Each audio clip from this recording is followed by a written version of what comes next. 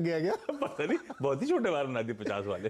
Token gesture है। अच्छा, तो 50 बेसिस पॉइंट लार्जली फैक्टर्ड इन था। हम कब से चर्चा कर रहे थे कि वो, और जेरोमी पावेल साहब ने खुद भी मेंशन कर दिया था कि 50 बेसिस पॉइंट का क्लियर कट इंडिकेशन था।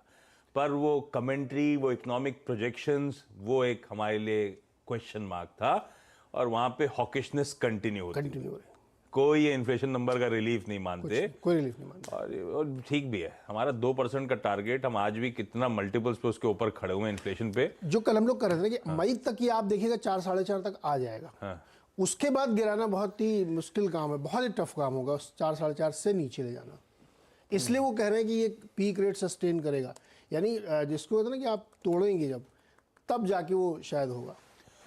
अनुराग जी, आपका गुड मॉर्निंग, नहीं सॉरी गुड इवनिंग। आपका आकलन क्या है? ये आज इतने अच्छे खासे इन्फ्लेशन नंबर्स कूल ऑफ होना, फेड का स्टेप डाउन करना, जो बाजार सुनना चाहता था लार्जली वैसे ही हुआ, फिर क्यों इक्विटीज लड़खड़ा रही हैं? कमेंट्री में ऐसा क्या बुरा लग गया उनको? एक तो morning Ashish, Veeru and Neeraj ji. So तो देखिए, आशीष, व्यू ऐसा बन रहा है कि वो rather than giving a shock to the economy, वो एक स्लो बर्न पे रख रहे हैं। तो उनका नजरिया ये है जिसको बोलते हैं हायर फॉर लॉन्गर, है ना।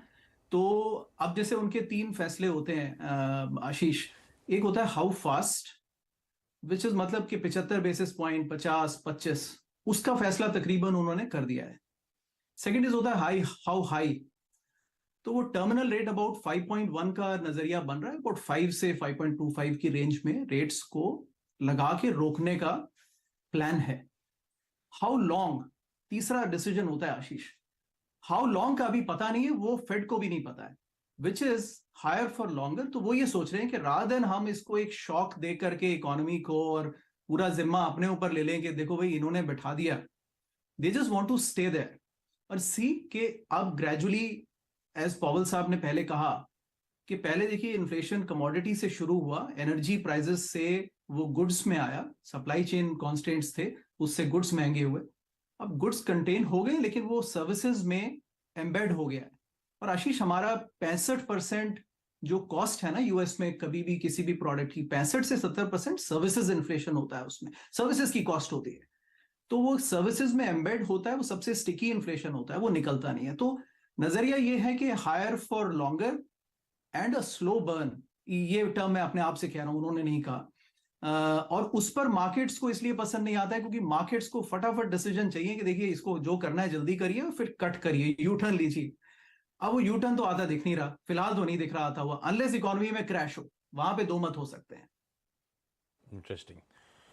ठीक है, तो ये है यूएस फेड के कल के एक्शंस बढ़िया तरीके से डिकोडेड। बैंक ऑफ इंग्लैंड आज शाम को 6 बजे अपना पॉलिसी, हमारे टाइम के हिसाब से 6 बजे पॉलिसी अनाउंसमेंट लेकर आएगा। वो भी स्टेप डाउन करेगा 75 के बाद, अब 50 बेसिस पॉइंट्स की हाइक की लार्जली एक्सपेक्टेशन, और वो तो तब कर रहे होंगे जब वो इकोनॉमी ऑलरेडी रिसेशन में जा चुकी है। ईसीबी आज शाम को 6:30 बजे अपना फैसला सुनाएगा, और वो भी स्टेप डाउन कर रहे हैं, पेस अपनी स्लो डाउन करेंगे, वो भी 50 बेसिस पॉइंट्स आज हाइक करेंगे। पर ईयू में तो लार्जली वो रिसेशन के फियर्स के चलते बहुत एग्रेसिव रेट हाइक्स लेना मुश्किल हो रहा है। तो अनुराग जी, अब नैरेटिव पूरी तरह से चेंज हो गया। अब तक इन्फ्लेशन, अब रिसेशन का बज़वर्ड सामने। कितना बड़ा खतरा, कितना पोटेंट खतरा ये आपको नजर आता है यूएस में, यूके में, यूरोजोन में सर?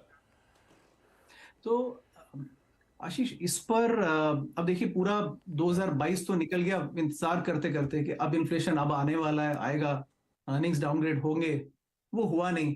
और अब तकरीबन कंसेंसस बन गया है कि रिसेशन आएगा। तो जब कंसेंसस ही बन गया है तो फिर वो कंसेंसस में तो नहीं आता है, इतना प्लान वे में तो रिसेशन आता नहीं दिखता है।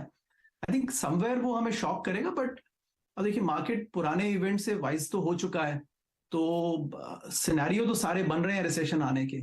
लेकिन 2 चीजों पे नजर रखनी पड़ेगी। एक आ सकता है हाउसिंग स्लोडाउन में, अगर हाउसिंग में क्रैश आ जाता है और क्रेडिट रिस्क आता है बैंक्स पर, तो एक वहां पर नजर रखनी होगी, वो फिर सिस्टम को एक डीप रिसेशन में धकेल सकता है। दूसरा है वेजेस को देखना। वेजेस में अगर अनएम्प्लॉयमेंट, फेड कामयाब हो जाता है कि अनएम्प्लॉयमेंट अबाउट 4% से ऊपर आ जाए, 4-4.25%, तो फिर वो एक सॉफ्ट लैंडिंग अचीव कर सकता है बिना डीप रिसेशन के।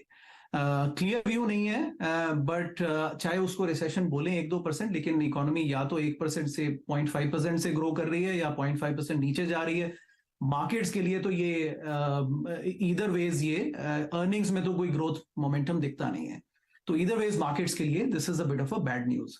और जितना ज्यादा समय तक ये अनसर्टेनिटी रहेगी तो उतना और ज्यादा हमें इंतजार करना पड़ेगा। आशीष, बढ़िया। Anurag ji, thank you so much सुबह सुबह जुड़ने के लिए। अब आप सो जाओगे सीधे जाके? नहीं, अभी और 2 और चर्चाएं करनी है मुझे। अरे आज तो सुबह पवल साहब का दिन था, अभी शाम को हमें चर्चाएं करनी है तो करेंगे। ओके अनुराग जी, बाकी थैंक यू जुड़ने के लिए। लाइए भाई, कल का बाजार, भारतीय बाजार स्क्रीन पर कल 1/4% की उछाल के साथ फाइनली हमने